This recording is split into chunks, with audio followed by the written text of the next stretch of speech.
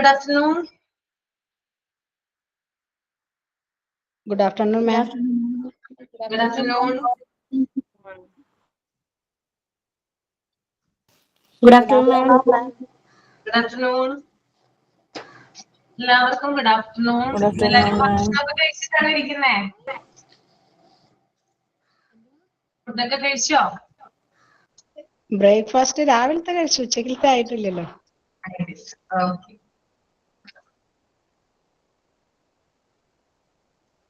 അപ്പൊ നമുക്ക് prayer start ചെയ്യാം അല്ലേ? ഓക്കെ മാം, ഞാനാണ് പ്രയർ. ആ.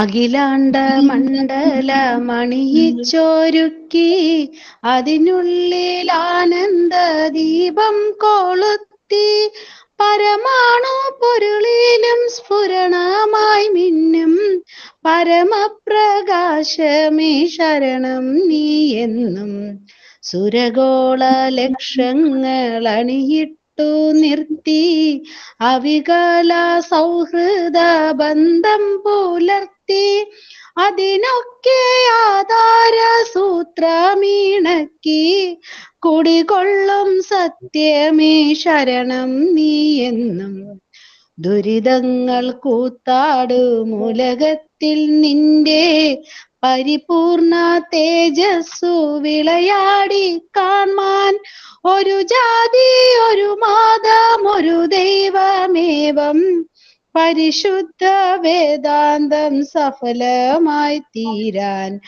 ഒരു ജാതി ഒരു മാതം ഒരു ദൈവമേവം പരിശുദ്ധ വേദാന്തം സഫലമായി തീരാൻ.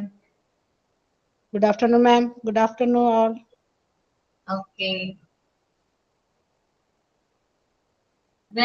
സൈനിങ് ആരാണ്?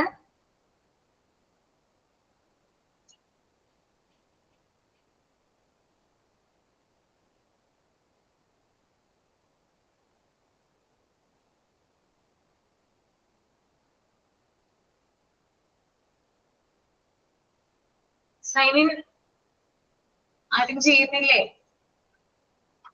മാം ഞാനാണ് കേട്ടോ. നേരത്തെ ഡിലേ ആയിപ്പോയി കയറാനായിട്ട്.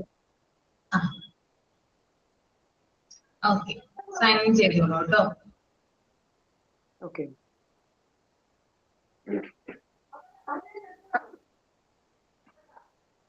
ഒരു മിനിറ്റ്. ഉണ്ണികളിൽ ഒരു കഥ പറയാം, ഈ പുല്ലാങ്കുഴലിൽ കഥ പറയാം. ഉണ്ണികളിൽ ഒരു കഥ പറയാം, പുല്ലാങ്കുഴലിൽ കഥ പറയാം.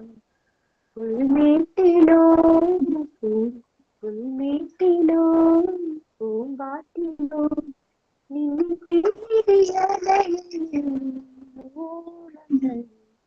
ഉണ്ണികളിൽ ഒരു കഥ പറയാം, പുല്ലാങ്കുഴലിൽ കഥ പറയാം. Good afternoon ma'am. Good afternoon friend. Okay.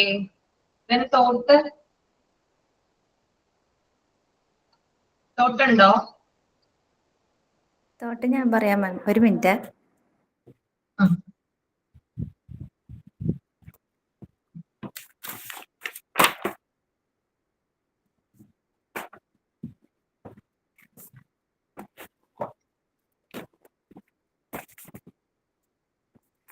Thought for the day.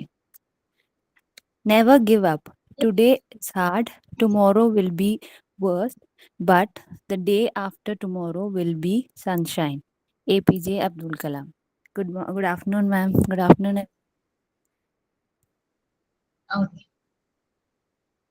Okay, അപ്പൊ നമ്മുടെ കഴിഞ്ഞ ക്ലാസ്സിലെ നെഗറ്റിവിസം പറഞ്ഞു നിർത്തിയായിരുന്നു അല്ലേ? നെഗറ്റിവിസം വരെയല്ലേ പറഞ്ഞത്? അതെ അതെ മാം. Next one സിമ്പത്തിസം. അതൊന്ന് റീഡ് ചെയ്തോളൂ കേട്ടോ.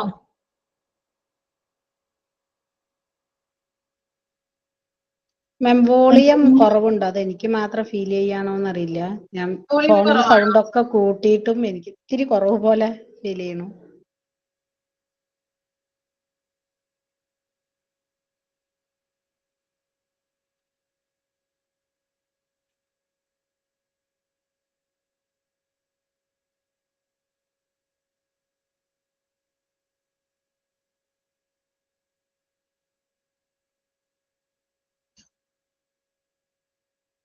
എല്ലാവർക്കും വോളിയം കുറവാണോ? അല്ല, നമുക്ക് വോളി ഉണ്ടല്ലോ. കേൾക്കുന്നുണ്ട്. ആ ഓക്കെ ഓക്കെ.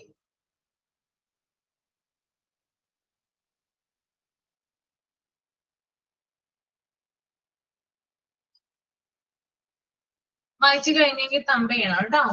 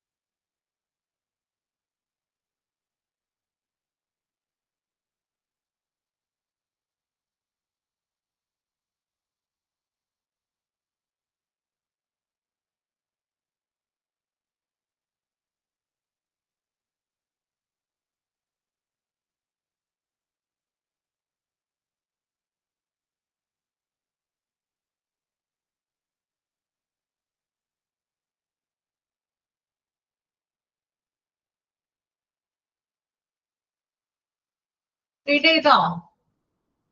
Yes ma'am.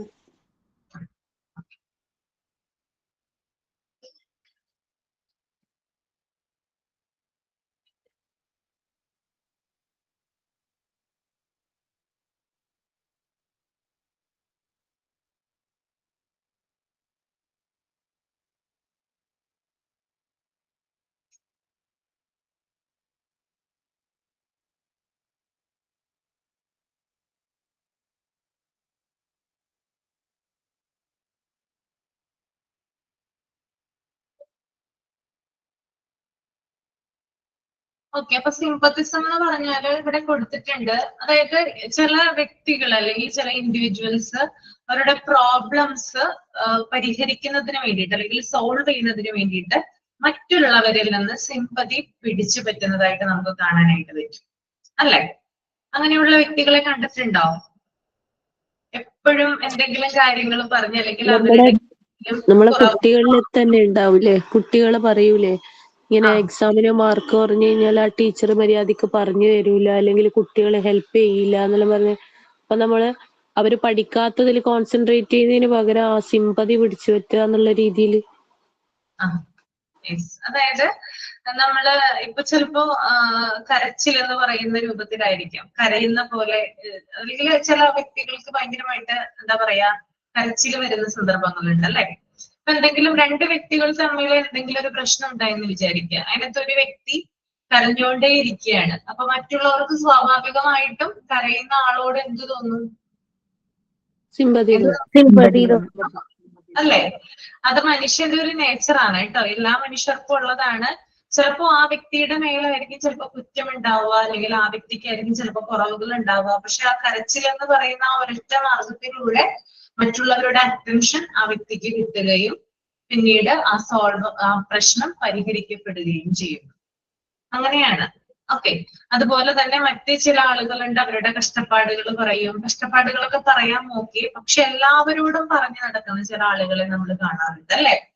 നമ്മൾക്ക് ഇഷ്ടമുള്ള ആളുകളോടായിരിക്കും അല്ലെങ്കിൽ വ്യക്തികളോടായിരിക്കും നമ്മൾ ഏറ്റവും കൂടുതൽ നമ്മുടെ പ്രശ്നങ്ങളൊക്കെ ഷെയർ ചെയ്യുക. പക്ഷെ കാണുന്ന ആളുകളോട് മൊത്തം തന്റെ പ്രശ്നങ്ങൾ പറയുന്ന ചില വ്യക്തികളുണ്ട്. അവരൊക്കെ എന്താ ചെയ്യുന്ന ഒരു തരത്തിൽ പറഞ്ഞാല് സിമ്പതി പിടിച്ചു വെക്കുക ചെയ്യുന്നത്. ശരിയല്ലേ ഞാൻ പറഞ്ഞത്? ആണോ അല്ലയോ? നിങ്ങൾ കണ്ടിട്ടുണ്ടോ ഇങ്ങനത്തെ വ്യക്തികളെ? അനുഭവമുണ്ട്. അനുഭവമുണ്ട്. എല്ലാവർക്കും എക്സ്പീരിയൻസ് ഉണ്ടാവും കേട്ടോ സിംപത്തിസം. ഞാൻ എല്ലാ ബാച്ചിലും പഠിപ്പിക്കുമ്പോ കുട്ടികൾക്ക് ഏറ്റവും കൂടുതൽ എക്സ്പീരിയൻസ് പറയാനുള്ളത് ഒന്ന് നെഗറ്റീവിസം ഉണ്ടാവും, രണ്ട് സിംപത്തിസം ഉണ്ടാവും. ഈ രണ്ട് കാര്യങ്ങൾക്കാണ് അവർക്ക് കൂടുതലായിട്ട് എക്സ്പീരിയൻസ് ഉള്ളത്. ഓക്കെ, അപ്പോ ഈ ഒരു സിംപത്തിസം എന്ന് പറയുന്ന ആ ഒരു ഡിഫൻസ് മെക്കാനിസത്തിലൂടെ അവരവരുടെ പ്രശ്നങ്ങൾ അവർ സോൾവ് ചെയ്യുകയാണ് ചെയ്യുന്നത്, അല്ലെ? ഇപ്പൊ എനിക്കൊരു പ്രശ്നം വന്നു എന്ന് വിചാരിക്കുക. എനിക്കൊരു പ്രശ്നം വന്നു കഴിഞ്ഞാല് എനിക്കതിനെ നേരിടാൻ അല്ലെങ്കിൽ ഫേസ് ചെയ്യാനായിട്ട് പറ്റുന്നില്ലെന്ന് വിചാരിക്കുക. അപ്പൊ ഞാൻ മറ്റുള്ള ആളുകളുടെ സഹായം തേടുകയും എന്റെ പ്രശ്നങ്ങൾ അവരോട് പറയുകയും അവരിൽ നിന്ന് കുറച്ച് സങ്കടമൊക്കെ കാണിച്ച് അല്ലെങ്കിൽ കുറച്ച് ചിലപ്പോൾ ഒറിജിനലായിട്ട് വരുന്നതാകാം എങ്കിൽ കൂടിയും മറ്റുള്ളവരുടെ അറ്റൻഷൻ അവർക്ക് കിട്ടുകയും അവർക്ക് അത് ബെനിഫിഷ്യൽ ആയിട്ട് മാറുകയും ചെയ്യും. Okay, that is sympathism. എന്തെങ്കിലും എക്സ്പീരിയൻസ് എന്തെങ്കിലും ഒന്ന് ഷെയർ ചെയ്യാമോ? രണ്ട് രീതിയിൽ വരൂലേ മാം? അതായത് ഒരു പ്രശ്നം തന്റെ അടുത്ത് തന്നെ പ്രോബ്ലത്തിന്റെ എന്താ പറയാ മിസ്റ്റേക്ക് നമ്മുടെ അടുത്ത് തന്നെ ആണെങ്കിലും കരഞ്ഞുകൊണ്ട് ആ മിസ്റ്റേക്സിനെ ഇല്ലാതാക്കുക എന്നുള്ളതും കൂടി ഇതിൽ വരൂലേ? അതും വരും, അതും വരാവുന്നതാണ് കേട്ടോ. അങ്ങനെയൊരു അനുഭവം 4ാം ക്ലാസ്സിൽ പഠിക്കുമ്പോൾ ഉണ്ടായിട്ടുണ്ട്. അതായത് നമ്മുടെ എന്റെ കാരണം കൊണ്ടല്ല എന്നെ മറ്റുള്ള കുട്ടികളെ മുന്നിൽ വെച്ചിട്ട് മോശമാക്കി. എന്നിട്ട് ചെറിയ ചെറിയ കാരണനെ പറയാൻ പറ്റുന്ന അങ്ങനത്തെ ഭയങ്കരമായ കാരണമൊന്നുമല്ല. പക്ഷെങ്കില് നമ്മൾ തമ്മിൽ അങ്ങനെ ഫൈറ്റ് ആയി, രണ്ടുപേരും അങ്ങോട്ടും ഇങ്ങോട്ടും അടി ചെയ്തു. പക്ഷെ സാറ് വരാൻ കുറച്ച് സമയം ബാക്കി ഉണ്ടായിരുന്നുള്ളൂ. അപ്പൊ ക്ലാസ് തുടങ്ങുന്നതിന്റെ കുറച്ച് മുമ്പേ ഇത് അത്ര സമയം ഒന്നും ഉണ്ടായിരുന്നില്ലാത്ത അവള് പെട്ടെന്ന് സൗണ്ടിൽ കരയാൻ തുടങ്ങി. വെറുതെ ഒരു കാരണമില്ലാതെ അപ്പൊ അറ്റൻഷൻ മൊത്തം അവളുടെ അടുത്തേക്ക് പോയി. ആ ഒരു അനുഭവം എനിക്ക് ഉണ്ടായിട്ടുണ്ട്. ആ ഒരു കരച്ചിലൂടെ ആ തെറ്റിനെ ഇല്ലാതാക്കി. പിന്നെ കരയുമ്പോ എല്ലാരും അവളോടായിരിക്കുമല്ലോ സിമ്പതി. അവൾക്കാണോ വല്ല സംശയം വരും, അവളാണോ ചെയ്തത് എന്നുള്ള രീതിയിൽ സംശയം വരും. അങ്ങനെ ഒരു അനുഭവം ഉണ്ടായിട്ടുണ്ട്. ആ ചെറിയൊരു മെമ്മറിയിൽ അതങ്ങനെ തങ്ങി നിൽക്കാൻ കാരണം ആ ഒരു സംഭവം കൊണ്ടാണ്. അതുപോലെ അതെ മാം, എനിക്കുണ്ട്. നമ്മളിപ്പോ ഏജ്ഡ് ആയതിനു ശേഷം നമ്മുടെ ഇൻലോസിന്റെ നമുക്ക് ഇങ്ങനെ ഒരു അനുഭവം കിട്ടിയിട്ടുണ്ട്. മോസ്റ്റ് ഓഫ് നമ്മുടെ എല്ലാവരുടെ ഏജിലും നമുക്കത് കിട്ടാറുണ്ട്. ലൈക്ക് നമ്മൾ ചില സമയത്തിന് നമ്മള് ഇപ്പൊ ക്ലിയർ ആവുന്നുണ്ട് മാം? മണി സ്റ്റാർട്ട് ആയിട്ടുണ്ട്. അതുകൊണ്ട് കുറച്ച് ഭയങ്കര റേഞ്ച് ഇഷ്യൂ ആണ്. ഭയങ്കര റേഞ്ച് ഇഷ്യൂ ഉണ്ട്. അതായത് മിക്കവാറും കട്ടായി പോകുന്നുണ്ട് കോള്. അപ്പം മാം ഇപ്പൊ ക്ലിയർ ആണോ? ഓഡിബിൾ ആണോ? എന്റെ വോയിസ് ഓഡിബിൾ ആണോ? ആണ്. അപ്പോ നമ്മുടെ ഇൻലോസിന്റെ കാര്യമാണ് എനിക്ക് പറയാനുള്ളത്. മോസ്റ്റ് ഓഫ് ദം നമ്മുടെ ഇപ്പൊ ഈ ഒരു ഏജിൽ എത്തുമ്പോൾ നമുക്ക് അറിയാൻ പറ്റും. മാരേജ് കഴിഞ്ഞ് ആദ്യം വരുമ്പോ മീൻസ് എനിക്കിങ്ങനെ പെട്ടെന്ന് എന്തെങ്കിലും കാര്യത്തിന് എനിക്ക് കരയാറില്ല. ഞാൻ അങ്ങനെ പെട്ടെന്ന് ഞാൻ റിയാക്ട് ചെയ്യാറുണ്ട്, സംസാരിച്ച് ഞാൻ സോൾവ് ചെയ്യുന്നതാണ്. പക്ഷെ ഇൻലോസിന്റെ ഭാഗത്തെന്ന് പറയുമ്പോൾ അവര് കരഞ്ഞാണ് നേരെ ഹസ്ബൻഡിന്റെ അടുത്ത് കാര്യം പറയുന്നത്. ഈ കരഞ്ഞു പറയുന്ന അവര് റൈറ്റും കരയാതെ വിടാതെ നിൽക്കുന്നത് നമ്മൾ റോങ്ങും ആയിട്ട് പലപ്പോഴും തോന്നിയിട്ടുണ്ട്. പിന്നെ ഇപ്പൊ ലൈഫിൽ എത്ര നാളായപ്പോ എനിക്ക് മനസ്സിലായി കരയുമ്പോൾ മാത്രമാണ് അവരുടെ റിയാക്ഷൻ ഉള്ളത്, കരയാതിരുന്നു കഴിഞ്ഞാൽ റിയാക്ഷൻ ഇല്ല എന്നുള്ളത്. ഇത്ര നാളായപ്പോ അത് മനസ്സിലായി.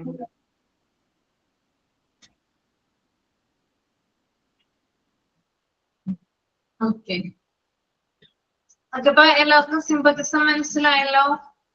ക്ലിയർ ആണോ? ഓക്കെ, അപ്പൊ മറ്റുള്ളവരിൽ നിന്ന് അറ്റൻഷൻ പിടിച്ചു വെക്കാനായിട്ട് ഇപ്പോ ഒരു എക്സാമ്പിൾ പറയാം. ഇപ്പൊ നമ്മള് റെഗുലർ ആയിട്ട് അല്ലെങ്കിൽ കാണുന്ന ഒരു കാഴ്ചയാണ്. അതായത് നമ്മൾ ബസ്സിലൊക്കെ കയറുന്ന സമയത്ത് അല്ലെങ്കിൽ നമ്മൾ റോഡിലൂടെ ട്രാവൽ ചെയ്യുന്ന സമയത്തൊക്കെ ബെഗ് ചെയ്യുന്ന ആളുകളുണ്ട്, അല്ലെ? ഇല്ലേ? ബെഗ്ഗിങ് ചെയ്യുന്ന ആളുകൾ നമ്മുടെ അടുത്ത് വരാറില്ലേ? യെസ്. അപ്പൊ അവര് ഒരു തരത്തിൽ പറഞ്ഞാൽ ഈ ഒരു സിമ്പത്തിസം ആണ് യൂസ് ചെയ്യുന്നത്. അതായത് അവർക്ക് അവരുടെ ജീവിതത്തിൽ യഥാർത്ഥത്തിലുള്ള പ്രശ്നങ്ങളുണ്ട്. അപ്പൊ അത് പരിഹരിക്കുന്നതിന് വേണ്ടിയിട്ടാണ് നമ്മുടെ അടുത്ത് വന്നവര് ബെഗ് ചെയ്യുന്നത്. ബെഗ് ചെയ്യുന്നത് കണ്ടു കഴിഞ്ഞാൽ നമ്മൾ ഓട്ടോമാറ്റിക് ആയിട്ട് നമുക്ക് സിമ്പതി വരും, നമ്മൾ എന്തെങ്കിലും അവർക്ക് ക്യാഷ് കൊടുക്കും, അല്ലെ? അങ്ങനെയുണ്ട്.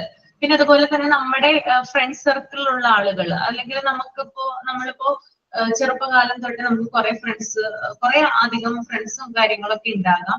അപ്പൊ നമ്മുടെ ലൈഫിൽ ചിലപ്പോൾ നമ്മുടെ ഏറ്റവും ക്ലോസ് ആയിട്ട് നിൽക്കുന്ന ഒരു വ്യക്തി, ആ വ്യക്തിക്ക് ഭയങ്കരമായിട്ടുള്ള പ്രശ്നങ്ങളും കാര്യങ്ങളൊക്കെ നേരിടുന്ന സമയത്ത് നമ്മൾ അവരെ സഹായിച്ചിട്ടുണ്ടാകാം അല്ലെ? ഇതിനകത്ത് പലരും ഉണ്ടാവും ചിലപ്പോ അങ്ങനെയുള്ള ആളുകൾ സഹായിച്ചിട്ടുണ്ടാവാം. കാരണം അവരുടെ അവസ്ഥ കണ്ടിട്ട് നമ്മൾക്ക് സഹിക്കാൻ പറ്റാതെ വരുന്ന ആ ഒരു സമയത്താണ് നമ്മൾ എന്ത് ചെയ്യുന്നത്, അവരെ സഹായിക്കുന്നത്.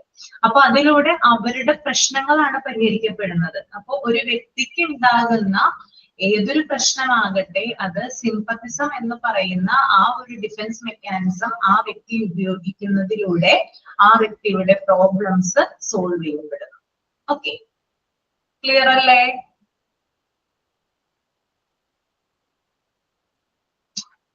നെക്സ്റ്റ് വൺ വിഡ്രോവൽ ആണ്. കുട്ടികളും കൂടി ഉണ്ടെങ്കിൽ കുറച്ചും കൂടി സിമ്പതി വരും. ബഗ് ചെയ്യുന്നവരുടെ അടുത്തേ ചെറിയ കുട്ടികളും കൂടി ഉണ്ടെങ്കിലേ അവരത് അതേ ആക്കുമ്പോ കുട്ടികളെ കാണുമ്പോ ഭയങ്കര, അത് ഇത്തിരി കരയുന്ന കുട്ടികളും കൂടി ആവുമ്പോ നമുക്കത് കാണുമ്പോ ഭയങ്കര ഒരു സിമ്പതിയാവും. അപ്പൊ അവര് അതന്നെ ചിലവര് അതിന്റെ മക്കളല്ലെങ്കിലും കൂടി ചിലവര് പരസ്പരം കുട്ടികളൊക്കെ എടുത്തിട്ട് അവര് കുറച്ച് കൂടുതലായിട്ട് കാണിക്കും. അപ്പോ അതാണ്, അത് ശരിയാണ്. അല്ലെങ്കിൽ നീ പറഞ്ഞോളൂ. ചിലവര് കരയാൻ വേണ്ടിട്ട് പിച്ചണവരും ഉണ്ട് കുട്ടികളെ. അതും ശരിയാണ്. ഓക്കെ, നെക്സ്റ്റ് വൺ വിഡ്രോവൽ ഒന്ന് റീഡ് ചെയ്തോളൂ കേട്ടോ.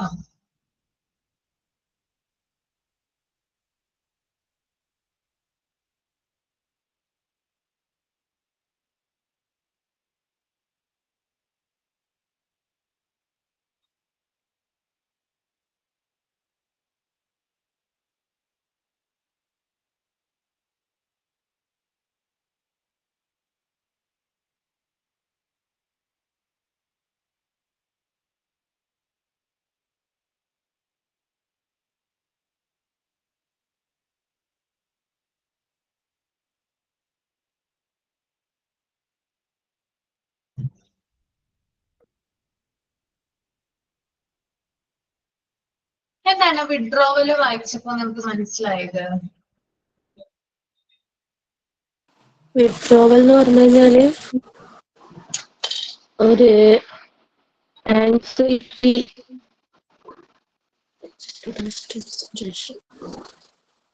അവർക്ക് അതിലുണ്ടാകുന്ന പ്രോബ്ലംസ് ഒരു കുട്ടീനെ നമ്മള് അതന്നെ അതിന് പിൻവാങ്ങുക. എന്തെങ്കിലും ഒരു പ്രോബ്ലം ഉണ്ടാവുമ്പോ ആ പ്രോബ്ലത്തിൽ നിന്ന് നമ്മൾ ഒഴിഞ്ഞു പോവുക. അത് ഫേസ് ചെയ്യുന്നതിന് പകരം അതിൽ നിന്ന് ഒഴിവായി മാറിപ്പോവുക. കറക്റ്റ് ആണ് കേട്ടോ. അതായത് നമ്മൾക്ക് എന്തെങ്കിലും പ്രശ്നങ്ങൾ ഉണ്ടാകുന്ന സമയത്ത്, അല്ലെങ്കിൽ നമ്മൾക്ക് എന്തെങ്കിലും ബുദ്ധിമുട്ടുണ്ടാകുന്ന സാഹചര്യങ്ങളിൽ, അല്ലെങ്കിൽ നമ്മൾക്ക് എന്തെങ്കിലും അസ്വസ്ഥതകൾ ഉണ്ടാകുന്ന സമയത്ത് അതിനെ ഫേസ് ചെയ്യാതെ അതിൽ നിന്ന് വിഡ്രോ ചെയ്യുന്ന ഒരു സ്വഭാവം, അതിൽ നിന്ന് പുറംതിരിഞ്ഞു പോകുന്നതിനെയാണ് വിഡ്രോവൽ എന്ന് പറയുന്നത്. ഇതൊരു തരത്തിൽ പറഞ്ഞാൽ ഡിഫൻസ് മെക്കാനിസം ആണ്. ഞാൻ നിങ്ങൾക്ക് ഇതിന്റെ എക്സാമ്പിൾ ആയിട്ട് പറഞ്ഞുതരാം, അപ്പൊ നമുക്ക് കൂടുതൽ ക്ലിയർ ആകും. അതായത് നമ്മളിൽ ചില ആളുകൾ, അതായത് നിങ്ങൾ തന്നെയാണെന്ന് ഞാൻ പറയുന്നില്ല കേട്ടോ, അതായത് നമ്മുടെ സമൂഹത്തിലുള്ള ചില വ്യക്തികള്, ചില ആളുകളൊക്കെ, അതായത് ഒരു വ്യക്തി മരിച്ചു പോകുന്ന സമയത്ത് അവരുടെ ഡെഡ് ബോഡി കാണാനായിട്ട് കൂട്ടാക്കാതെ പോകാറുണ്ട്. അത് കണ്ടിട്ടുണ്ടോ നിങ്ങള്? ഇങ്ങനെ ആരെങ്കിലും ഉണ്ട് കൂട്ടത്തിൽ? എങ്ങനെ? മുന്നേ എനിക്കുണ്ടായിരുന്നു, ഇപ്പൊ കുഴപ്പമില്ല, ഇപ്പൊ ഓക്കെയാണ്. കുഴപ്പമില്ല, ചെറുതായ സമയത്ത് അത് പേടി കൊണ്ടാന്നാ ഞാൻ വിചാരിച്ചത്. ഇപ്പൊ കുഴപ്പമില്ല, ഇപ്പൊ കുഴപ്പമില്ല അല്ലെ? അതായത് നമുക്ക് ആ ഒരു എന്താ പറയാ, ആ ഒരു സാഹചര്യം, അല്ലെങ്കിൽ ആ ഒരു എന്താ പറയാ, നമുക്കറിയാലോ ഭയങ്കരമായിട്ടുള്ള പെയിൻഫുൾ ആയിട്ടുള്ള, ഭയങ്കരമായിട്ടുള്ള വേദനാജനകമായിട്ടുള്ള ഒരു അറ്റ്മോസ്ഫിയർ ആണ് ഈ മരിച്ച വ്യക്തികളെ കാണാൻ പോവുക എന്നുള്ളത്. കാരണം ഒരു വ്യക്തി ഭൂമിയിൽ പിറന്നു വീണു, അതിനുശേഷം കുറെ കാലം ജീവിച്ചു, ലാസ്റ്റ് അദ്ദേഹം മരിച്ചു. ആ മരിക്കുന്ന സമയത്ത് എന്ന് പറഞ്ഞാൽ അദ്ദേഹത്തെ ഏറ്റവും അവസാനമായിട്ടാണ് ആ ഡെഡ് ബോഡി എന്താ പറയാ നമ്മള് ഒരു സ്ഥലത്ത് വെക്കാറ്, പ്രദർശിപ്പിക്കുക. അപ്പൊ കൂടുതൽ ആളുകൾ, അതായത് അദ്ദേഹത്തെ സ്നേഹിച്ചിരുന്നവരും വെറുത്തവരും ഒക്കെ അവരെ കാണാനായിട്ട് വരും. കാരണം അദ്ദേഹത്തെ ലാസ്റ്റ് കാണുന്ന ആ ഒരു മൊമെന്റ് ആണത്. അപ്പോ എല്ലാ ആളുകളും ശരിക്കും പറഞ്ഞാൽ ഒരു മരണവിവരം നമ്മളെ അറിയിച്ചിട്ടുണ്ടെങ്കിൽ നമ്മൾ എന്തായാലും അവിടെ പോകും. പക്ഷെ ഇതിനകത്ത് ചില വ്യക്തികളുണ്ട്, അവര് പോകാൻ കൂട്ടാക്കാറില്ല, അതായത് പോകില്ല. അതായത് ചിലപ്പോ പോകുമ്പോൾ എന്തെങ്കിലും ചിലപ്പോ പേടിയാകാം, അല്ലെങ്കിൽ അവിടെ ചെന്നിട്ട് ഞാൻ എന്ത് ചെയ്യണം എന്നുള്ളൊരു എന്താ പറയാ അങ്ങനെയുള്ള ചിന്താഗതിയാകാം. ആരോടൊക്കെയാണ് സംസാരിക്കേണ്ടത്, എങ്ങനെയാണ് ആശ്വസിപ്പിക്കേണ്ടത്, അപ്പൊ അതിലും ഭേദം പോകാതിരിക്കുന്നതല്ലേ നല്ലത്, അങ്ങനെയുള്ള ചിന്താഗതിക്കാരൊക്കെ ഉണ്ടാവും കേട്ടോ. അപ്പൊ ഇങ്ങനെ അതായത് നമ്മൾക്ക് ബുദ്ധിമുട്ട് വരുന്ന, അതായത് നമ്മൾക്ക് അസ്വസ്ഥതകൾ നമ്മുടെ മനസ്സിനാണ്. ഒരാളുടെ ഡെഡ് ബോഡി കണ്ടു കഴിഞ്ഞാല് നമ്മുടെ മനസ്സിന് അത് അസ്വസ്ഥതയാണ് ഉണ്ടാക്കുന്നതെങ്കിൽ നമ്മൾ എന്ത് ചെയ്യില്ല, നമ്മുടെ മനസ്സിനെ വേദനിപ്പിക്കാനായിട്ട് ശ്രമിക്കില്ല അല്ലെ, പകരം ആ ഒരു സാഹചര്യത്തെ നമ്മൾ ഒഴിവാക്കുകയാണ് ചെയ്യുന്നത്. ഓക്കെ, അപ്പൊ ഇതൊരു തരത്തിൽ പറഞ്ഞാൽ നമ്മുടെ മനസ്സിന് അധികം പ്രശ്നങ്ങളൊന്നും ഇല്ലാണ്ട്, അതായത് അങ്ങനെയുള്ള പ്രശ്നങ്ങളൊന്നും നമ്മുടെ മനസ്സിനെ ബാധിക്കാതെ നല്ല രീതിയിൽ നമ്മുടെ മനസ്സിനെ കൊണ്ടുപോകുന്നതിന് വേണ്ടിയിട്ടാണ് ഈ ഒരു ഡെഡ് ബോഡീസ് ഒക്കെ കാണാനായിട്ട് നമ്മൾ പോകാത്തത്. പിന്നെ മറ്റൊരു സാഹചര്യം എന്ന് പറഞ്ഞാല് ഇതും നമ്മളുടെ ഇടയിൽ ഉണ്ടാവാറുണ്ട്. ഇപ്പോ ആശുപത്രിയിലൊക്കെ ഗുരുതരമായിട്ട്, അതായത് ക്രിട്ടിക്കലായിട്ട് കിടക്കുന്ന ചില പേഷ്യൻസ് ഉണ്ട്. ഇന്നോ നാളെയോ എന്ന് അറിയാതെ കിടക്കുന്ന, എപ്പോഴാണ് മരിക്കുന്നതെന്ന് അറിയാതെ അവിടെ ഇങ്ങനെ ഭയങ്കരമായിട്ട് ക്രിട്ടിക്കലായിട്ട് കിടക്കുന്ന പേഷ്യൻസ് ഉണ്ട്. അവരെയും നമ്മൾ കാണാനായിട്ട് പോകാറില്ല. ചില ആളുകള്, എല്ലാവരും അല്ലട്ടെ ഞാൻ പറഞ്ഞത്, ചില വ്യക്തികള്. അങ്ങനെ ഉണ്ടോ? ഉണ്ട് മാഡം. എനിക്ക് നല്ലോണം വീട്ടിലൂടെയും വായലൂടെയും ഒക്കെ ട്യൂബൊക്കെ ഇട്ടിട്ട് കാണുമ്പോ തന്നെ ഒരു പേടി നമുക്ക്. വൈകുന്നേരം ചിലപ്പോ വേറെ എന്തെങ്കിലും കാര്യത്തിൽ എൻഗേജ്ഡ് ആയാലും വൈകുന്നേരം ആണല്ലോ നമ്മൾ ഒറ്റയ്ക്ക് നമ്മുടെ മൈൻഡ് വരുന്ന ഒരു സമയം, ആ കിടക്കണ നേരത്ത്. അപ്പൊ ആ ഫേസ് ഒക്കെ തന്നെയായിരിക്കും ഇങ്ങനെ കൺമുന്നിൽ കാണാം. അപ്പൊ ഭയങ്കര ഒരു പേടി, ഉറക്കൊന്നും കിട്ടില്ല അന്നത്തെ ദിവസം. അതിപ്പോ മരിച്ചോടത്തേക്ക് പോയാലും അങ്ങനെ തന്നെയാണ്. അപ്പുറം അത് എങ്ങനെ പോയി ഒന്ന് കാണാന്നുള്ളൊരു ഭയങ്കര ഉള്ളില് കിടക്കും. എങ്ങനെയാ അപ്പൊ അതൊന്ന് അഭിമുഖീകരിച്ച, ഒന്ന് പോയി കഴിഞ്ഞ് വരണല്ലോ. ഇപ്പൊ മരിച്ചോടത്തേക്കായാലും അങ്ങനെ വിളിക്കണം ഉമ്മൊക്കെ, വായോ വായോന്ന്. അപ്പൊ നമുക്ക് എന്തോ ഒരു ഇടങ്ങാറാണ് പോവാനൊരു. അതെ, നമ്മൾ ഇങ്ങനെയുള്ള സാഹചര്യങ്ങളിൽ നമ്മൾ ആദ്യം ഓർക്കുന്നത് നമ്മൾക്ക് ഇങ്ങനെയുള്ള ഒരു സിറ്റുവേഷൻ വരല്ലേ എന്നാണ്, അല്ലേ? ഏതൊരു മനുഷ്യനായാലും അങ്ങനെയല്ലേ? ഒരു ഡെഡ് ബോഡി കാണുമ്പോഴായാലും, അല്ലെങ്കിൽ ഇങ്ങനെ ക്രിട്ടിക്കൽ ആയിട്ടുള്ള പേഷ്യൻസിനെ നമ്മൾ കാണുന്നത് നമ്മുടെ അടുത്ത ബന്ധുവാവാം, അല്ലെങ്കിൽ എന്താ പറയാ ക്ലോസ് ഫ്രണ്ട്സ് ആയിട്ടുള്ള ആരെങ്കിലും ആവാം. അപ്പൊ ഇങ്ങനെയുള്ളവരെ കാണാനായിട്ട് ചെല്ലുമ്പോൾ നമ്മുടെ മനസ്സ് ഭയങ്കരമായിട്ട് വേദനിക്കുകയാണ് ചെയ്യുന്നത്. അപ്പൊ നമ്മൾ ആദ്യം വിചാരിക്കുന്നത് ഒന്നുമില്ലെങ്കിൽ, പണം വേണ്ട, പദവി വേണ്ട, ഒന്നും വേണ്ട, ഈ ഒരു അവസ്ഥ ഇല്ലാതിരുന്നാൽ മതി, അങ്ങനെയാ നമ്മൾ വിചാരിക്കുക. ഏതൊരു മനുഷ്യനും, ഇപ്പൊ മനുഷ്യൻ ജീവിക്കുന്നത് തന്നെ അവൻ എന്താ പറയാ അവന്റെ ജീവിതത്തിന് വേണ്ടിയിട്ടാണ്, പണം സമ്പാദിക്കാനും അതുപോലെ തന്നെ ഉയർന്ന നിലയിൽ എത്താനും അങ്ങനെയുള്ള കാര്യങ്ങൾക്ക് വേണ്ടിയിട്ടാണ് മനുഷ്യനെ കിടന്ന് നെട്ടോട്ടോടുന്നത്. പക്ഷെ നമ്മൾ ഹോസ്പിറ്റലിൽ ചെല്ലുമ്പോൾ അവിടെ കിടക്കുന്ന കിടക്കകൾ, അല്ലെങ്കിൽ അവിടെ കിടക്കുന്ന പേഷ്യൻസിനെ കാണുമ്പോൾ നമ്മൾക്ക് ഉണ്ടാകുന്ന ചിന്ത എന്ന് പറയുന്നത് പണം ഒന്നുമല്ല എന്ന് നമ്മൾക്കൊരു ചിന്ത വരും, അല്ലെ? ഈ ഒരു അവസ്ഥ നമ്മൾക്ക് ഉണ്ടാവാതിരുന്നാൽ മതി, അതിനെ ദൈവം എന്നെ അനുഗ്രഹിക്കണേന്നാണ് എല്ലാവരും പ്രാർത്ഥിക്കുക, അല്ലെ? അപ്പോ ഇത്തരം അനുഭവങ്ങൾ, അല്ലെങ്കിൽ ഇത്തരത്തിലുള്ള സാഹചര്യങ്ങളിൽ നിന്ന് മാറിപ്പോകാനായിട്ട്, അല്ലെങ്കിൽ മനസ്സിനെ അത്തരത്തിലുള്ള സാഹചര്യങ്ങളോട് പൊരുത്തപ്പെടാതിരിക്കുന്നതിന് വേണ്ടിയിട്ടാണ് ഈ വിഡ്രോവൽ എന്ന് പറയുന്ന ഡിഫൻസ് മെക്കാനിസം യൂസ് ചെയ്യുന്നത്. ഓക്കെ, അപ്പൊ ഞാൻ പറഞ്ഞു എല്ലാവർക്കും ഈ ഒരു ഇതില്ല, വിഡ്രോവൽ എന്ന് പറയുന്ന ഡിഫൻസ് മെക്കാനിസം ഇല്ല. ചില ആളുകൾക്കാണ് കൂടുതലായിട്ടുള്ളത് കേട്ടോ. അതായത് ചില കുട്ടികൾക്ക് ഉണ്ടാവാം, ചില വ്യക്തികൾക്ക് ഉണ്ടാവാം. അതായത് അവരവരുടെ നേച്ചർ അനുസരിച്ച് അതിനെ എന്താ പറയാ നമുക്ക് വ്യത്യാസപ്പെടുത്താനായിട്ട് സാധിക്കും.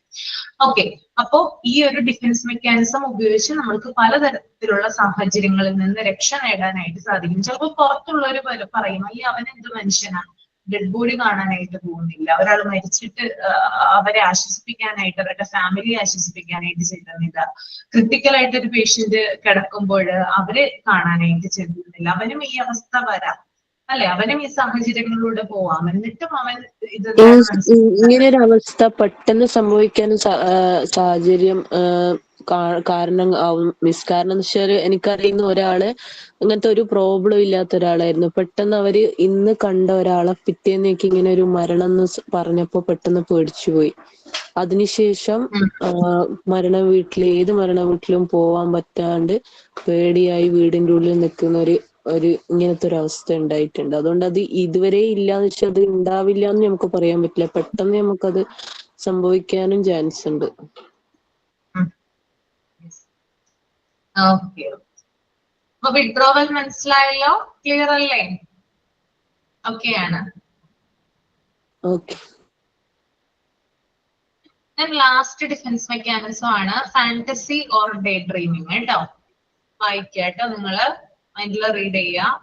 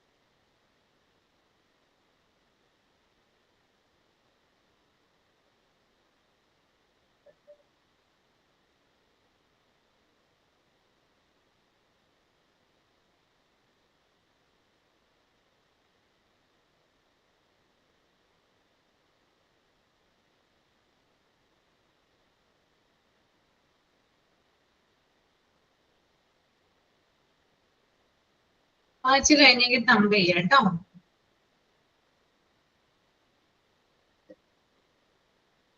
എന്താണ് ഫാന്റസി ഓർ ഡേ ഡ്രീമിംഗ് എന്ന് പറയുന്നേ? മായാലോകത്തിലേക്ക് പ്രവേശിച്ചിട്ട് നമ്മള് ഒരു പകൽ സ്വപ്നം കാണും. നമ്മുടെ പ്രോബ്ലംസിനെ ഫേസ് ചെയ്യാതെ നമ്മൾ ആ മായാലോകത്തിലേക്ക് കടന്നിട്ട് നമ്മൾ ചിന്തിച്ചു കൂട്ടുന്നതൊക്കെ ശരിയാണ്, നമുക്ക് പ്രോബ്ലംസിനെ ഫേസ് ചെയ്യണ്ടല്ലോ. അപ്പൊ അങ്ങനെ ഓരോന്നും ചിന്തിച്ചു കൂട്ടുന്നാണ് തോന്നുന്നു. ഓക്കെ, പിന്നെ വേറെ കണ്ണ് പറഞ്ഞോളൂ, രേവതി പറഞ്ഞോളൂ.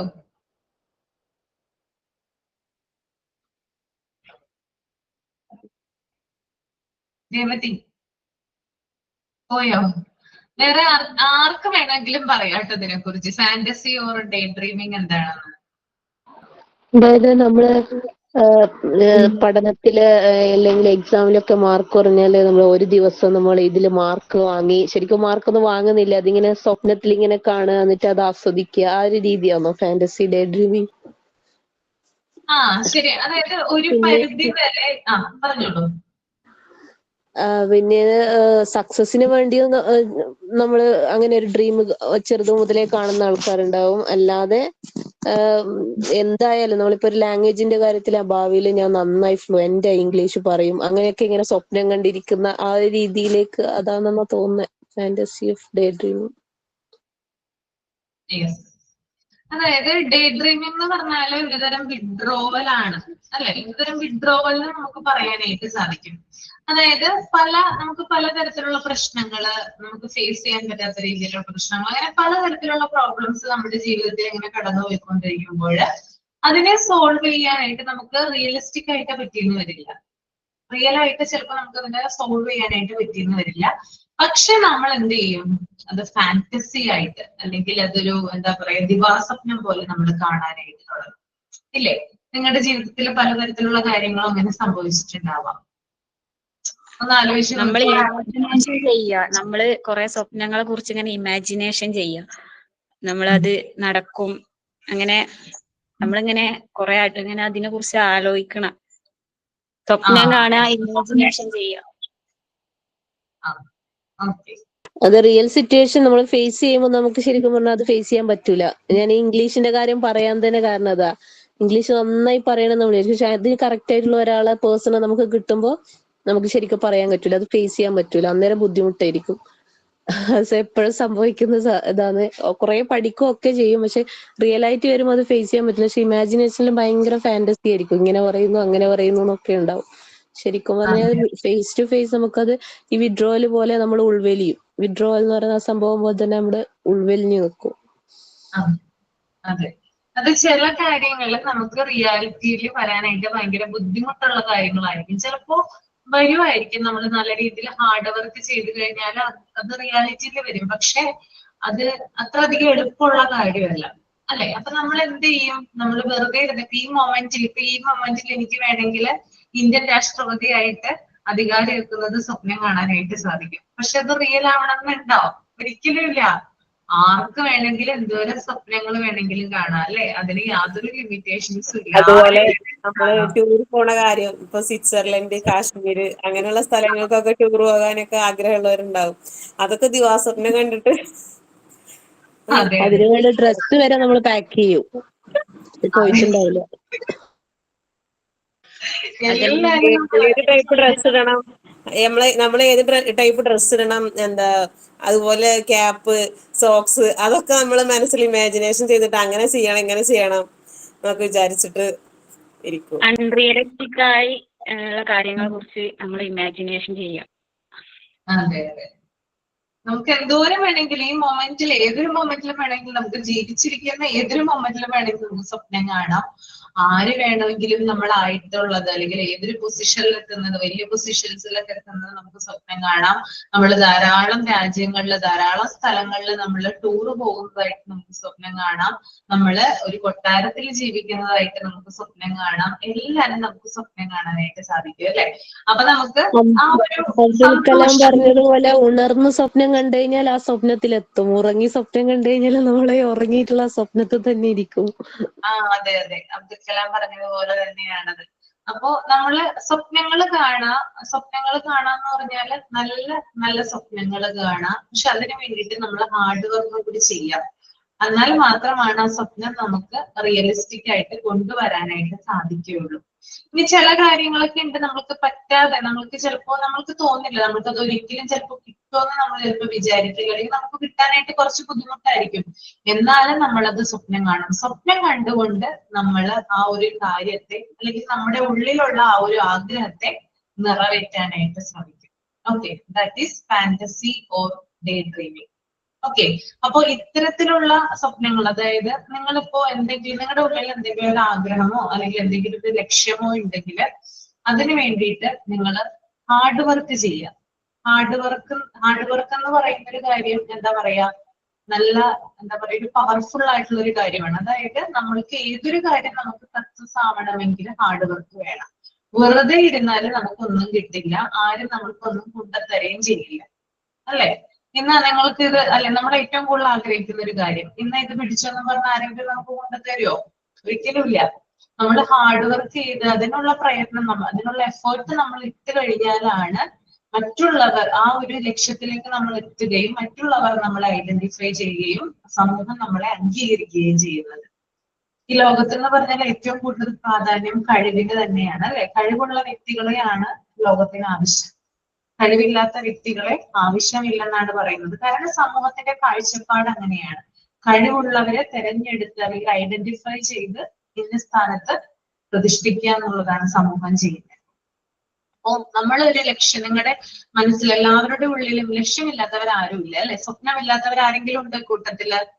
എനിക്ക് ഇന്നതാകണം എന്നുള്ള സ്വപ്നത്തോട് കൂടിയിട്ടാണ് എല്ലാവരും വന്നിരിക്കുന്നത്. ഇപ്പൊ നിങ്ങൾ ഈ ഒരു മോണ്ടിസോറി ക്ലാസ് റൂമിൽ ജോയിൻ ചെയ്തിരിക്കുന്നത് തന്നെ നിങ്ങളുടെ ഒരു വലിയ ലക്ഷ്യം സാക്ഷാത്കരിക്കാനാണ്. അപ്പൊ നിങ്ങളുടെ ലക്ഷ്യം എന്താണോ അതിനു വേണ്ടി ഹാർഡ് വർക്ക് ചെയ്യുക. പിന്നെ ഒരു കാര്യം ശ്രദ്ധിക്കുക, മറ്റുള്ളവരോട് പറയാനായിട്ട് നിൽക്കണ്ട. എന്റെ ഒരു അനുഭവമാണ് കേട്ടോ. അതായത് കൂടുതൽ ആളുകളോട് നമ്മൾ ഷെയർ ചെയ്യേണ്ട, നമ്മൾ ഇതിന് വേണ്ടിയിട്ട് നമ്മൾ എന്താണ് ചെയ്യുന്നത്, അല്ലെങ്കിൽ നമ്മൾ ഇതിന് വേണ്ടിയിട്ടാണ് പ്രയത്നിക്കുന്നത്, അത് നമ്മുടെ ഫാമിലി അറിഞ്ഞോട്ടെ യാതൊരു, പക്ഷെ കൂടുതൽ ആളുകളോട് അത് ഷെയർ ചെയ്യാനായിട്ട് പോകണ്ട. ഓക്കെ, അതായത് ആ ലക്ഷ്യം നമ്മൾ എപ്പോഴാണോ നിറവേറ്റുന്നത് അപ്പോൾ അവർ അറിഞ്ഞാൽ മതി. അപ്പൊ നിങ്ങൾക്ക് കിട്ടുന്ന റെസ്പെക്ട് എന്ന് പറഞ്ഞാൽ വേറൊരു രീതിയിലായിരിക്കും, അല്ലെ? നമ്മൾക്ക് നമ്മുടെ ലക്ഷ്യം, നമ്മുടെ ആഗ്രഹം എന്താണോ അത് നമ്മൾ നിറവേറ്റി കഴിയുമ്പോൾ നമുക്ക് അതിനുള്ളൊരു സാറ്റിസ്ഫാക്ഷൻ കിട്ടും, നമുക്ക് വേണമെങ്കിൽ അതിൽ നിന്ന് ഇൻകം കിട്ടും, അല്ലെങ്കിൽ നമുക്ക് നമ്മുടെ ഫാമിലിയിൽ നിന്നും ഇതുവരെ കിട്ടാത്തൊരു റെസ്പെക്ട് കിട്ടും, നമ്മുടെ സമൂഹത്തിൽ നിന്ന് നമുക്ക് റെസ്പെക്ട് കിട്ടും, നമ്മൾക്കൊരു വാല്യൂ ഉണ്ടാവുന്നത് കാണാനായിട്ട് സാധിക്കും. ഓക്കെ, അപ്പോ എല്ലാവരും ഒരു ലക്ഷ്യം ഉണ്ടാക്കിയെടുക്കുക. ഇനി ഇല്ലാത്ത ആളുകൾ കൂടി ഉണ്ടെങ്കിൽ ഞാൻ അവരോടും കൂടിയാണ് പറയുന്നത്, എന്തെങ്കിലും ഒരു ആഗ്രഹം നിങ്ങളുടെ മനസ്സിൽ ചെറുപ്പത്തിലേ ഉണ്ടായിരുന്ന, അല്ലെങ്കിൽ നിങ്ങൾക്ക് നിറവേറ്റാൻ പറ്റാതെ പോയ എന്തെങ്കിലും ഒരു കാര്യം ഉണ്ടെങ്കിൽ അതിനു വേണ്ടി പ്രയത്നിക്കാനായിട്ട് ഇന്നു മുതൽ ശ്രമിക്കുക. എല്ലാവരും കേട്ടല്ലോ? ഓക്കെ, അപ്പൊ ഡേ ഡ്രീം കണ്ടുകൊണ്ടിരിക്കരുത് കേട്ടോ, ഒരിക്കലും ഡേ ഡ്രീം കണ്ടുകൊണ്ടിരിക്കാൻ പാടില്ല. ഡേ ഡ്രീം എന്ന് പറഞ്ഞാൽ ദിവസസ്വപ്നം, പകൽ സ്വപ്നം കാണുക എന്നുള്ളതാണ്. അത് നമ്മൾ റിയലിസ്റ്റിക് ആയിട്ട് നമ്മുടെ ജീവിതത്തിൽ കൊണ്ടുവരുന്നതിലാണ് നമ്മുടെ വിജയം ഇരിക്കുന്നത് കേട്ടോ. ഓക്കെ, അപ്പോ പിന്നെ താഴെ 1-2 കാര്യങ്ങൾ കൂടി കൊടുത്തിട്ടുണ്ട്. Beside this there are other adjustment mechanisms such as dissolution, egocentrism, reaction, formation and others. അത് നമുക്ക് നോക്കേണ്ട കാര്യമില്ല. മറ്റ് ഡിഫൻസ് മെക്കാനിസം, അതായത് ഇത് മാത്രമല്ല ഡിഫൻസ് മെക്കാനിസം, മറ്റ് ചില ഡിഫൻസ് മെക്കാനിസം കൂടി ഉണ്ട്. അതിന് എക്സാമ്പിൾ ആണ് അവിടെ കൊടുത്തിരിക്കുന്നത് കേട്ടോ. അപ്പൊ നമ്മൾക്ക് ഈ 12 ഡിഫൻസ് മെക്കാനിസം പഠിച്ചാൽ മതി. ഓക്കെ, അപ്പൊ എല്ലാവർക്കും ക്ലിയർ ആണല്ലോ? ഓക്കെ അല്ലേ? അപ്പൊ നിങ്ങളൊന്ന് പറയാം, ആരെങ്കിലും ഒരാൾ പറഞ്ഞാൽ മതി ഒന്ന്, ഈ ഒരു ചാപ്റ്റർ നിങ്ങൾക്ക് ഞാനിപ്പോ ഇത് എടുത്തതിന് ശേഷം, നിങ്ങളുമായിട്ട് ഡിസ്കസ് ചെയ്തതിന് ശേഷം എന്തൊക്കെയാണ് നിങ്ങൾക്ക് ഈ ഒരു ചാപ്റ്ററിനെ കുറിച്ച് പറയാനായിട്ടുള്ളത്? എന്തൊക്കെ മനസ്സിലായി?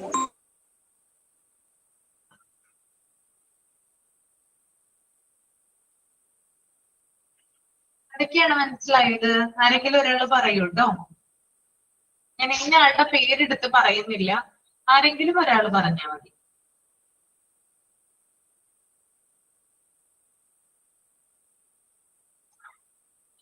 ആരും ഇല്ലേ പറയാനായിട്ട്? ആർക്കൊന്നും മനസ്സിലായില്ല?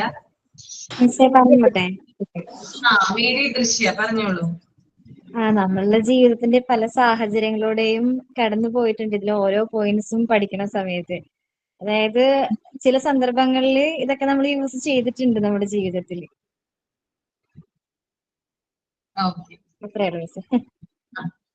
റസ്മിനക്ക് എന്താ പറയാനുള്ളത്?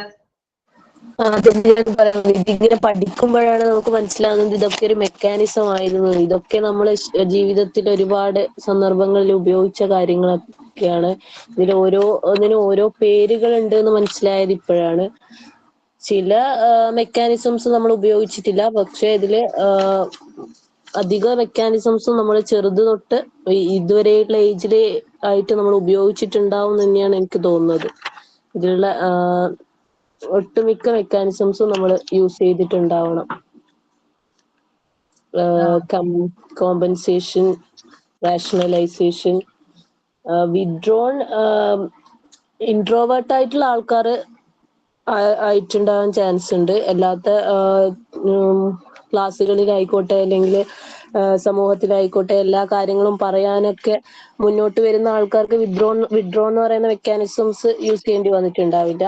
അല്ലാതെ ഉൾവലിഞ്ഞു നിൽക്കുന്ന ആള് ആ മെക്കാനിസംസ് യൂസ് ചെയ്തിട്ടുണ്ടാവും. അതുപോലെ സിംപത്തിസവും അതുപോലെ പേഴ്സൺസിന് ബന്ധപ്പെട്ടിട്ടുള്ള സംഭവമാണ്. പിന്നെ നെഗറ്റിവിസം ഒട്ടുമിക്ക ആൾക്കാരും ഫേസ് ചെയ്ത ഒരു മെക്കാനിസമാണ് നെഗറ്റിവിസം. ഫാന്റസി, ഡേ ഡ്രീമിങ്, അങ്ങനെയെല്ലാം ഈ ഒരു ചാപ്റ്റർ എന്ന് പറയുന്നത് നമ്മുടെ ജീവിതത്തില് നമ്മള് കണ്ട കാര്യങ്ങൾ തന്നെയാണ്. അതിന് ഓരോ പേരുകൾ നമ്മൾ പഠിച്ചു. ആ പേരുകളാണ് ഇനി നമ്മൾ എക്സാമിന് വേണ്ടി പഠിക്കേണ്ടത്.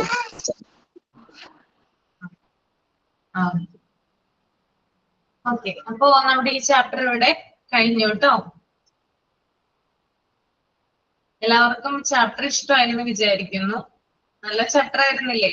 ഇഷ്ടപ്പെട്ടോ? ഇഷ്ടപ്പെട്ടു. സൈക്കോളജി നമ്മുടെ ശരീരം, നമ്മുടെ ഓരോ മനുഷ്യന്മാരുടെ ഉള്ളിലും എല്ലാ ഡിഫൻസ് മെക്കാനിസം ഇല്ലെങ്കിലും ഇതിൽ മോസ്റ്റ് ഓഫ് എല്ലാ മെക്കാനിസവും ഉണ്ട്. ചെറുപ്പത്തിലായിട്ടാണെങ്കിലും നമ്മുടെ മിഡിൽ ഏജിലാണെങ്കിലും പ്രായമായിട്ട് വരുമ്പോഴും നമ്മുടെ ഈ മനസ്സിങ്ങനെ മാറിക്കൊണ്ടിരിക്കല്ലേ. നമ്മൾക്ക് എന്തെങ്കിലും ഒരു പ്രോബ്ലംസ് ഉണ്ടാകുമ്പോൾ അതൊന്ന് ഫേസ് ചെയ്യാതെ ഒഴിഞ്ഞു മാറുക. കൂടുതലും മനസ്സിന് കൺട്രോൾ ചെയ്യാൻ പറ്റാതെ ഉള്ള ആളുകൾക്കായിരിക്കും ചിലപ്പോ ഇത് കൂടുതലായിട്ട് ഉണ്ടാവുക. പിന്നെ മാം ഇതൊരു പുതിയ നോളജാണ്. നമുക്കറിയാം കുറെ മെക്കാനിസത്തിനെ കുറിച്ചൊക്കെ കേട്ടിട്ടുണ്ടെങ്കിലും ഇങ്ങനെ ഒരു ചാപ്റ്റർ ഉണ്ട് എന്നും ഇതിങ്ങനെ കൂടുതലായിട്ട് പഠിക്കാനും കഴിഞ്ഞത് ഈ ഒരു ക്ലാസ്സിലൂടെയാണ്. നമ്മൾ ഇതിലൂടെ ഒക്കെ കടന്നു പോകുന്നുണ്ടെങ്കിലും ഇങ്ങനെ ഒരു മെക്കാനിസംസ് ആണ് ഇതിലൊക്കെ പിന്നിൽ എന്നുള്ളതൊന്നും അറിയണ്ടായില്ല. പക്ഷെ ഒരു കാര്യം കൂടി മനസ്സിലായി, അതായത് ഇതൊക്കെ ഒരു മെക്കാനിസം ആണ്. അവരവരുടെ മനസ്സിനെ നമ്മൾ ഹെൽത്തി ആയി വെക്കാൻ വേണ്ടിയിട്ടുള്ള കാര്യമാണെന്ന് കൂടി മനസ്സിലാക്കിയപ്പോ ഇത് കുറച്ചും കൂടി ബെറ്റർ അല്ലേ? കാരണം നമ്മളെ ഓപ്പോസിറ്റ് നിൽക്കുന്ന ആളെ കൂടുതൽ മനസ്സിലാക്കാനും നമുക്ക് പറ്റും. അത് അവരങ്ങനെയാണ്, അവരെ മനസ്സിനെയാണ് അവർ പാകപ്പെടുത്തി എടുക്കുന്നത് എന്ന് കൂടി മനസ്സിലാക്കാൻ വേണ്ടി നമുക്ക് സാധിക്കുമല്ലോ.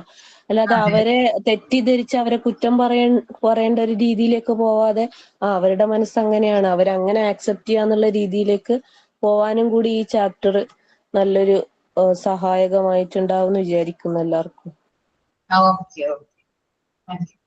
അപ്പൊ നമുക്ക് നെക്സ്റ്റ് ചാപ്റ്ററിലോട്ട് പോകാം. യൂണിറ്റ് 8 ആണ്, പാർട്ട് 1 ചൈൽഡ് വെൽഫെയർ. ഓക്കെ, ഇതെല്ലാം എടുക്കാനുള്ളൂ ഈ പാർട്ട് 1-ല്. അതെ അതെ അതെ. അപ്പൊ നിങ്ങള് ചൈൽഡ് വെൽഫെയർ, അതായത് ശിശുക്ഷേമം, കുട്ടികളുടെ വെൽഫെയറിനെ കുറിച്ചിട്ടാണ് ഈ ചാപ്റ്ററിൽ പറയുന്നത്. അപ്പൊ നിങ്ങൾ ആ ഫസ്റ്റ് പേജ് ഒന്ന് ആദ്യം റീഡ് ചെയ്യും. മൈൻഡില് റീഡ് ചെയ്തതിന് ശേഷം തമ്പ് ചെയ്താൽ മതി കേട്ടോ. ഓക്കെ,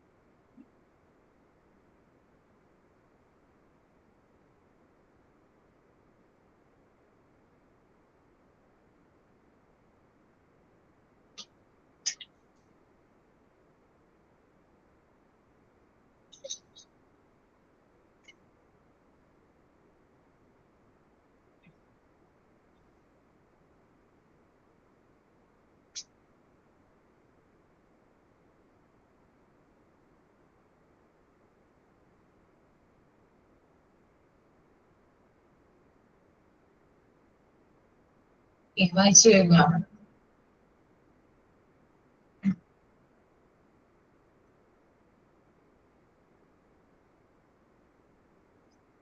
ഓക്കെ, അപ്പൊ ചൈൽഡ് വെൽഫെയർ നമുക്ക് നോക്കാം. അപ്പൊ ആദ്യം തന്നെ അവിടെ ഒരു ഇൻട്രൊഡക്ഷൻ കൊടുത്തിട്ടുണ്ട്. Child welfare is A concept which goes beyond providing just education or literacy. As children are the assets of a nation, they should be properly cared for and brought up for the benefit of the bright future of the nation. So we have to arrange special regular medical checkups for the children, provide them with a balanced and nutritious diet, protect them from harmful influence in their environment, and take care of their education and creative development. Welfare includes. Okay. അപ്പോ ഈ child welfare എന്ന് പറയുന്നത് ഒരു concept ആണ്. അതായത് ഈ concept എന്ന് പറയുന്നത് കേവലം കുട്ടികൾക്ക് വിദ്യാഭ്യാസം കൊടുക്കുക അല്ലെങ്കിൽ അവരെ ലിറ്ററസി, അതായത് സാക്ഷരതയിലേക്ക് ഉയർത്തുക എന്നത് മാത്രമല്ല അവിടെ ഉദ്ദേശിക്കുന്നത്. വേറെ കുറച്ച് കാര്യങ്ങളും കൂടി എന്ത് ചെയ്യുന്നുണ്ട്, ചൈൽഡ് വെൽഫെയറിൽ വരുന്നുണ്ട്. ഓക്കെ, അപ്പൊ നിങ്ങൾക്ക് അറിയാം ചൈൽഡ് വെൽഫെയർ എന്ന് പറയുമ്പോൾ എന്തൊക്കെ കാര്യങ്ങളാണ് അതിനകത്ത് ഇൻക്ലൂഡ് ചെയ്തിട്ടുള്ളത്? കുട്ടികളുടെ വിദ്യാഭ്യാസം അതിനകത്ത് ഉണ്ടാവും അല്ലെ? പിന്നെ എന്തൊക്കെ കാര്യങ്ങളാണ് വരുന്നത്?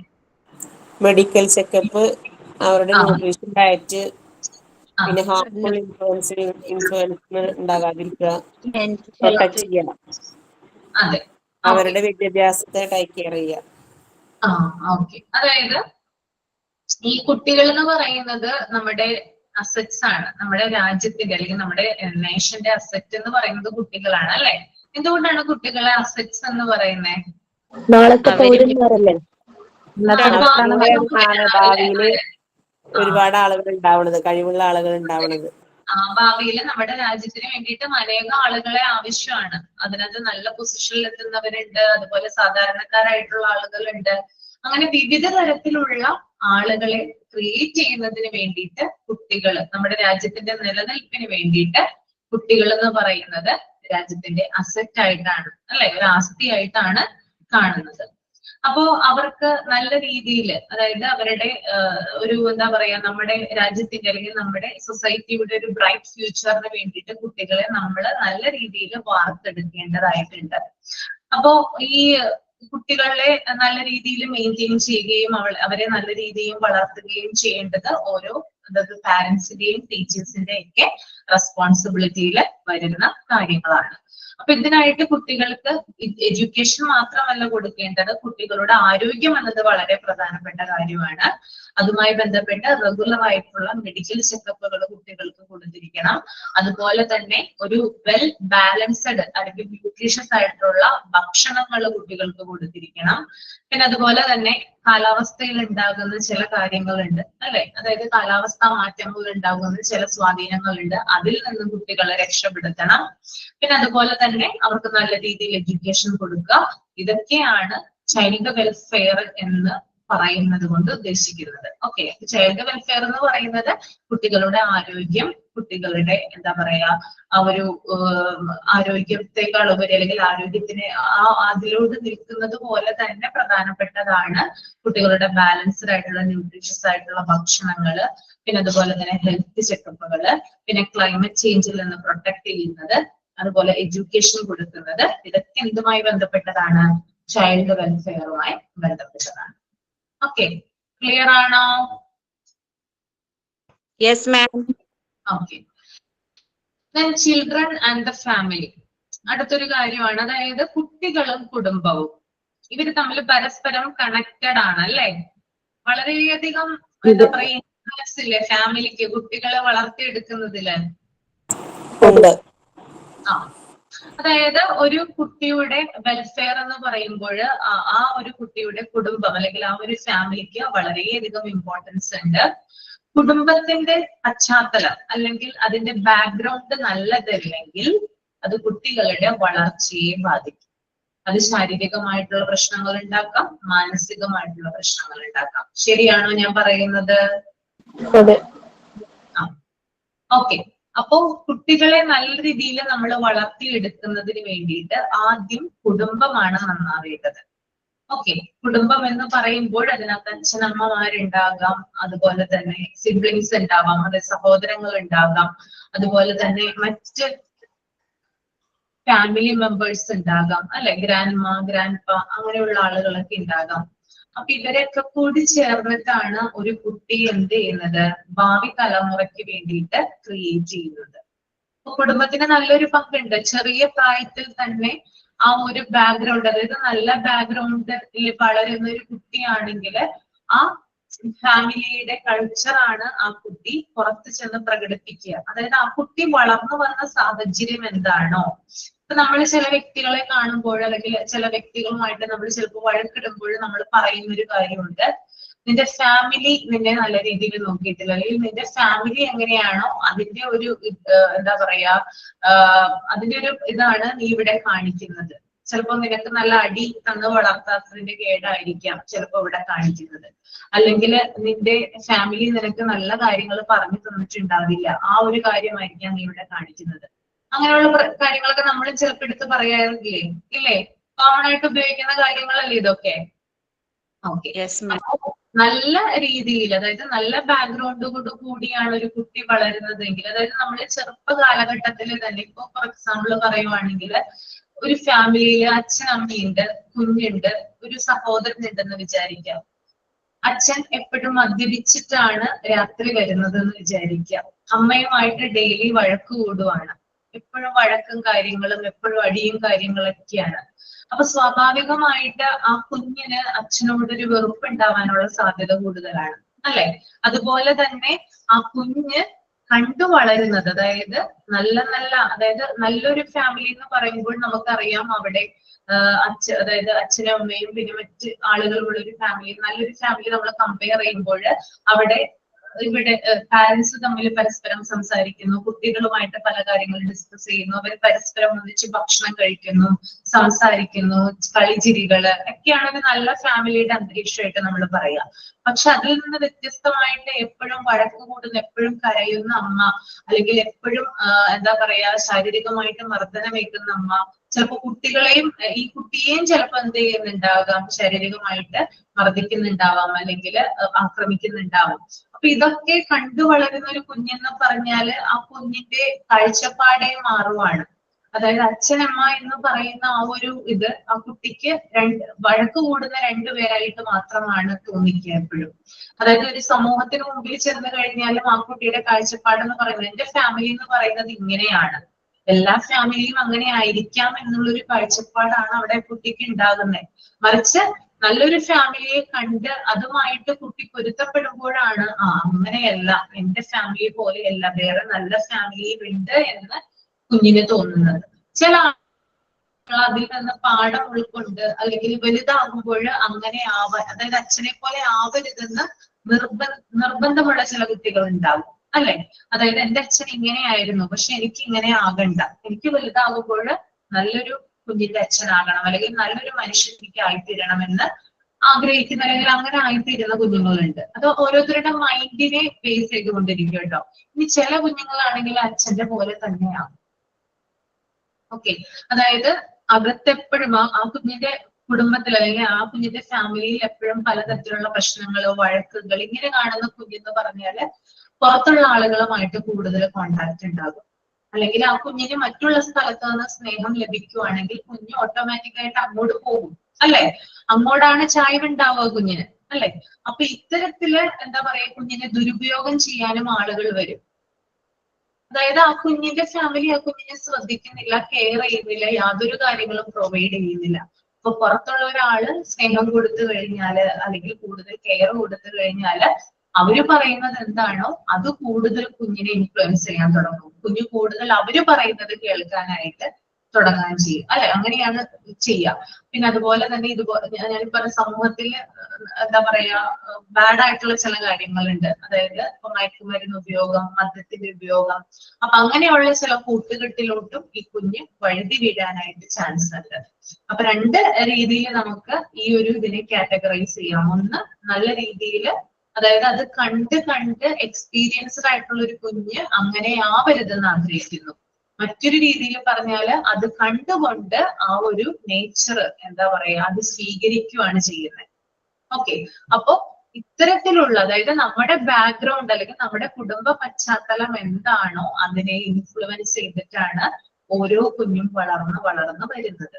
ഓക്കെ, അപ്പൊ ചെറുപ്പത്തിൽ ഇത്തരത്തിലുള്ള ദുരനുഭവങ്ങളുള്ള കുഞ്ഞുങ്ങൾക്ക് ഓട്ടോമാറ്റിക് ആയിട്ട് അവരുടെ മനസ്സിന് ചില എന്താ പറയാ വിങ്ങലുകൾ അല്ലെങ്കിൽ ചില മാനസികമായിട്ടുള്ള പ്രശ്നങ്ങൾ ചിലപ്പോ ഏറ്റിട്ടുണ്ടാകാം. അത് ചിലപ്പോ അവരുടെ സ്വഭാവത്തിൽ അവർ കാണിക്കും, അല്ലെങ്കിൽ അവരുടെ പെരുമാറ്റത്തിൽ നമുക്കത് തിരിച്ചറിയാനായിട്ട് സാധിക്കും. മറിച്ച് നല്ല രീതിയിൽ നല്ല എന്താ പറയാ കളിച്ചിരികളോട് കൂടി യാതൊരു പ്രശ്നങ്ങളും ഇല്ലാതെ പരസ്പരം കോപ്പറേറ്റ് ചെയ്യുന്ന അച്ഛനമ്മമാര്, ഇതൊക്കെ കണ്ടു വളരുന്ന കുഞ്ഞുങ്ങൾ എന്ന് പറഞ്ഞാല് കുറച്ചുകൂടി എന്താ പറയാ എല്ലാ കാര്യങ്ങളും അവര് മറ്റുള്ളവരോട് പെരുമാറുന്ന രീതിയിൽ വരെ അവർക്ക് വ്യത്യാസങ്ങൾ ഉണ്ടാകും. ഓക്കെ, ക്ലിയർ ആണോ? ക്ലിയർ ആണ്. നിങ്ങൾക്ക് എന്തെങ്കിലും എക്സ്പീരിയൻസ് ഉണ്ടോ ഇതുമായി ബന്ധപ്പെട്ട്? ബാക്ക്ഗ്രൗണ്ട് ഉണ്ടെങ്കിൽ തുറന്നു പറയാവുന്നതാണ് കേട്ടോ. ചെറുപ്പത്തിൽ തന്നെ കുട്ടികളെ നല്ല രീതിയിൽ വളർത്തുകയാണെങ്കിൽ ചൊട്ടയിലെ ശീലം ചുടല വരെ എന്നല്ലേ പറയാ. നല്ല രീതിയിൽ വളർത്തുകയാണെങ്കിൽ അവര് ഭാവിയിൽക്കും അതുപോലെ തന്നെ ശീലിച്ച നല്ല ശീലങ്ങളൊക്കെ അവര് ഭാവിയിൽ അവർ ഉൾപ്പെടുത്തും. കുട്ടികള് നമ്മൾ ട്രീറ്റ് ചെയ്യുന്ന പോലെയാണ്. അവരോട് ഒച്ചയിടും, അവര് നമ്മളോട് കുറച്ച് കഴിയുമ്പോൾ ഒച്ചയിടും. ഞാനൊക്കെ ദേഷ്യം വരുമ്പോ അങ്ങനെ അവരോട് ഒച്ചയിടും. പിന്നെയാണ് മനസ്സിലാവും അങ്ങനെ ചെയ്യരുത്. ദേഷ്യം വരുമ്പോ അറിയാണ്ട് ശബ്ദം എടുക്കുന്നതാണ്, പക്ഷെ പിന്നെയാണ് തോന്നുക വേണ്ടായിരുന്നു. അതെ അതെ. അങ്ങനെ നമ്മള് അതായത് നമ്മള് കുഞ്ഞുങ്ങളെ ഷൗട്ട് ചെയ്യാനായിട്ട് പാടില്ല. അതായത് അവർക്ക് എന്തെങ്കിലും തെറ്റ് ചെയ്തെന്ന് വിചാരിക്കുക. ഓക്കെ, അപ്പൊ നമുക്ക് ചിലപ്പോൾ അത് നമ്മള് മനുഷ്യരാണ് ഈ പറയുന്ന നമ്മൾ നേരത്തെ പഠിച്ച ഡിഫൻസ് മെക്കാനിസം ഒക്കെ നമ്മളുടെ മനസ്സിലുണ്ട്. അപ്പൊ നമ്മളത് ഓട്ടോമാറ്റിക് ആയിട്ട് നമ്മൾ കാണുമ്പോൾ നമ്മൾ ദേഷ്യപ്പെടും. പക്ഷെ കുട്ടികളെ അത് വലിയ രീതിയിൽ എഫക്ട് ചെയ്യുന്നുണ്ട്. കുട്ടികളുടെ മനസ്സിനെ അത് മോശം രീതിയിൽ ബാധിക്കുന്നുണ്ട്. ഓക്കെ, അപ്പൊ മാക്സിമം കുട്ടികളെ ഷൗട്ട് ചെയ്യാതെ കാര്യങ്ങൾ പറഞ്ഞ് മനസ്സിലാക്കാനായിട്ട് ശ്രമിക്കുക. കുഞ്ഞുങ്ങളുടെ കൂടെ കൂടുതൽ നേരം സ്പെൻഡ് ചെയ്യുക. അതാണ് ഏറ്റവും നല്ല മാർഗം എന്ന് പറയുന്നത്. അതായത് അവരുടെ കൂടെ ഒരാളുണ്ടെന്നൊരു തോന്നൽ അവർക്ക് വേണം. അങ്ങനെ ഇല്ലാത്തപ്പോഴാണ് അവർ അവരുടേതായിട്ടുള്ള ലോകത്തേക്ക് പോകുന്നത്, അവരുടേതായിട്ടുള്ള കാര്യങ്ങൾ ചെയ്യുന്നത്. അല്ലെ? അങ്ങനെയാണ്. ഇപ്പോ അച്ഛനമ്മമാര് രണ്ടുപേരും ജോലിക്ക് പോകുന്ന ആളുകളാണ്, സ്പെൻഡ് ചെയ്യാനായിട്ട് സമയമില്ല. അപ്പൊ കുഞ്ഞ് ഓട്ടോമാറ്റിക് ആയിട്ട് മൊബൈലിലേക്കും പിന്നെ മറ്റു പല കാര്യങ്ങളിലേക്കും ഒക്കെ പോവുകയാണ് ചെയ്യുന്നത്. ഓക്കെ, അപ്പോ ഈ ചൈൽഡ് വെൽഫെയർ എന്ന് പറയുന്നത് കുട്ടികളുടെ, അതായത് ബാക്ക്ഗ്രൗണ്ടിനെ ബേസ് ചെയ്തുകൊണ്ടും അതുപോലെ തന്നെ നമ്മൾ മെയിൻ ആയിട്ട് കുഞ്ഞിന്റെ ആരോഗ്യം ശ്രദ്ധിക്കുക എന്നുള്ളത് വളരെ പ്രധാനപ്പെട്ട കാര്യമാണ്. കുഞ്ഞിന്റെ ആരോഗ്യം എന്ന് പറയുന്നത് അവന്റെ നിലനിൽപ്പിന്റെ തന്നെ ആധാരമാണ്. ആരോഗ്യം ഉണ്ടെങ്കിൽ മാത്രമാണ് ഒരു മനുഷ്യന് ജീവിക്കാനായിട്ട് സാധിക്കുകയുള്ളൂ. അപ്പൊ ഹെൽത്തി ആയിട്ടുള്ള ഒരു എന്താ പറയാ മനുഷ്യനാക്കി മാറ്റിയെടുക്കുക എന്ന് പറയുന്നതും കുടുംബത്തിന്റെ ഉത്തരവാദിത്വമാണ്. പിന്നെ അതുപോലെ തന്നെ നല്ല ശീലങ്ങൾ പഠിപ്പിക്കുക. നല്ല നല്ല ശീലങ്ങൾ കുഞ്ഞിനെ പഠിപ്പിച്ചെടുക്കുക. അത് ഏർലി സ്റ്റേജിലെ നമ്മൾ പഠിപ്പിച്ചെടുത്താൽ മാത്രമാണ് എന്ത് ചെയ്യുക, അത് ശരിക്കും പറഞ്ഞാല് വലുതാകുമ്പോഴും കുഞ്ഞത് ശീലിക്കുകയുള്ളൂ. ഓക്കെ, ക്ലിയർ ആണോ? കുറച്ചുകൂടി കാര്യങ്ങൾ പറയാനുണ്ട് കേട്ടോ അതിനകത്ത്. അത് അടുത്ത ക്ലാസ്സിൽ പറയാം. ഓക്കെ, അപ്പൊ നമുക്ക് വൈൻഡപ്പ് ചെയ്യാം. Okay ma'am. Okay, thank you so much. Next ക്ലാസ്സിൽ കാണാം കേട്ടോ. Thank you ma'am. Sign out ഉണ്ടോ? സൈൻ ഔട്ട് ഉണ്ടോ? ഇല്ല. Thank you so much. Thank you, ma'am.